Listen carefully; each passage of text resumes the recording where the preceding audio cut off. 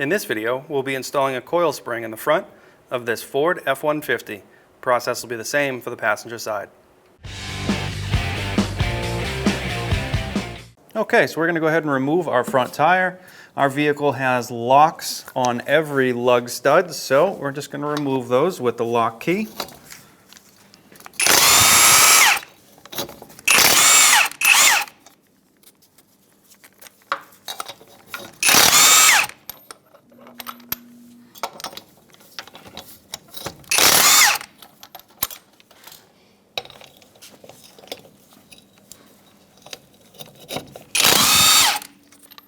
And we can now remove our front tire.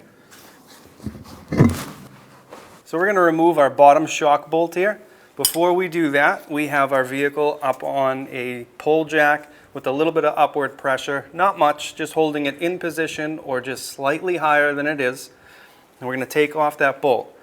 On the front, it's going to be an 18 millimeter. On the nut on the back, it's going to be a 17 millimeter.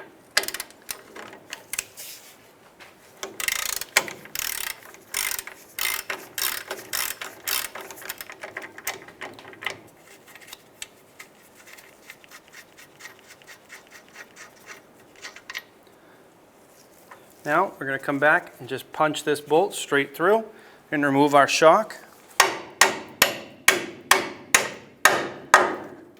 So now we're going to remove our shock. I'm just going to get under there with a pry bar and just push it up and out. All we're looking for here is to move it out of the way enough so this arm can drop down a little bit. Okay, so now we're going to come up here to the top of our coil spring. We have a bolt. It's holding in our coil spring up top. It's going to be a 13 millimeter nut on back.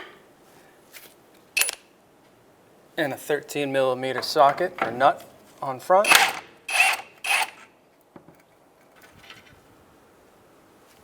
Okay, so now with our coil spring bolt removed up top, we're going to lower our suspension now, relieve tension on that coil spring.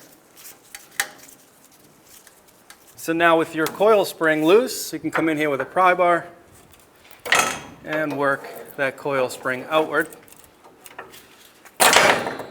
We're going to take off the bolt on the bottom cup here, which is a 29 millimeter.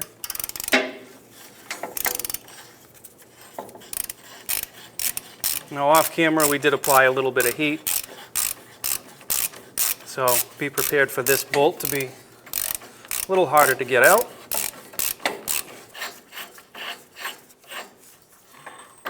Pull up our coil spring, and we're going to take this cup and nut along with it. Just pull straight up. The straighter you bring that cup up, the easier it'll be to remove your coil spring. There you go.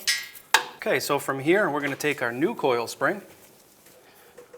We're going to identify the correct top and bottom.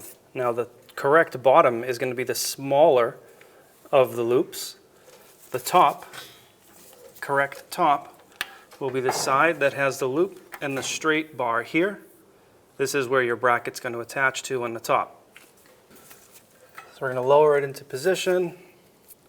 First thing we're going to do is put our cap and nut back on here. And then we're going to get it into the upper mount here.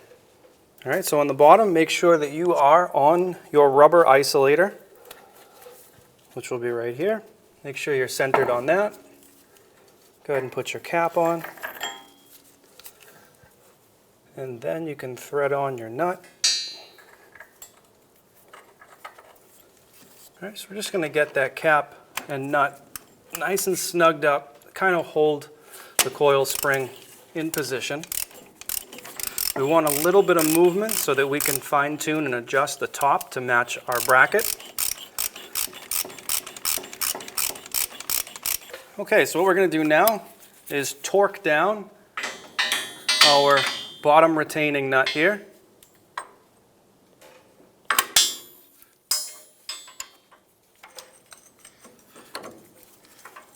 And we're going to torque this down to 100 foot-pounds. And just as a side note here, you want to center this up the best you can. You also, when you torque this down, want to make sure that the top bar that your retaining clip is going to go on is in the correct position.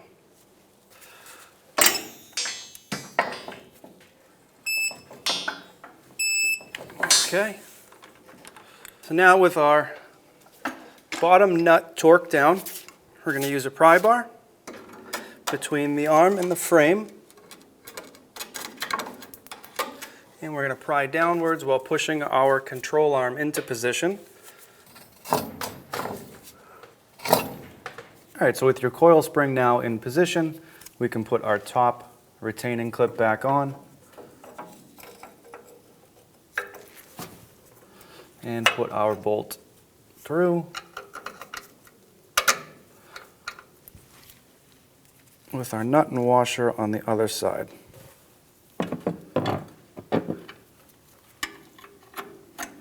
Then we'll go ahead and tighten this down.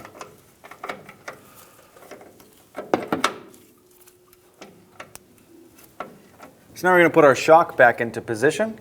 We're going to put this into the lower bracket.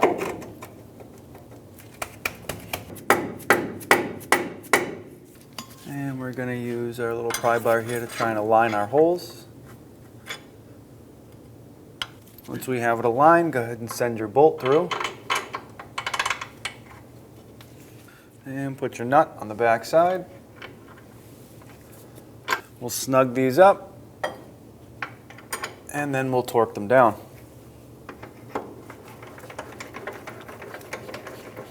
Okay, we're going to torque down this bottom shock bolt to 65 foot-pounds.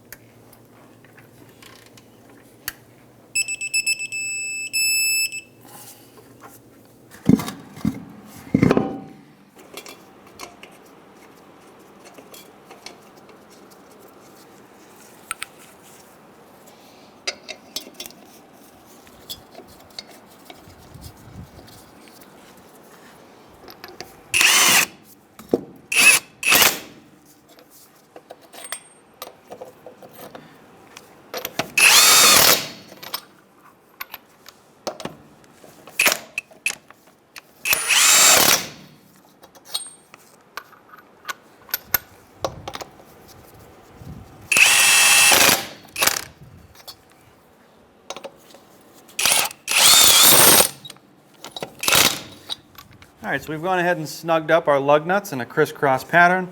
When we drop our vehicle down to the ground, we'll torque these down. So now we're going to torque down our lug nuts. We're going to torque them down to 100 foot-pounds. We're going to do it in a crisscross pattern.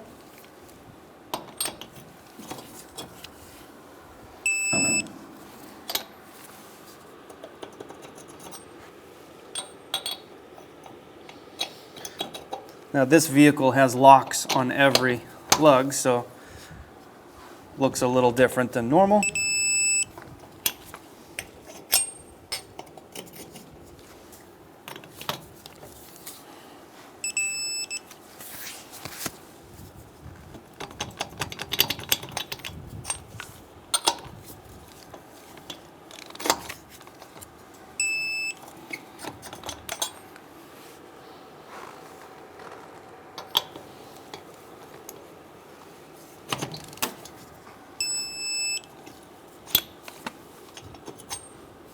And that's it.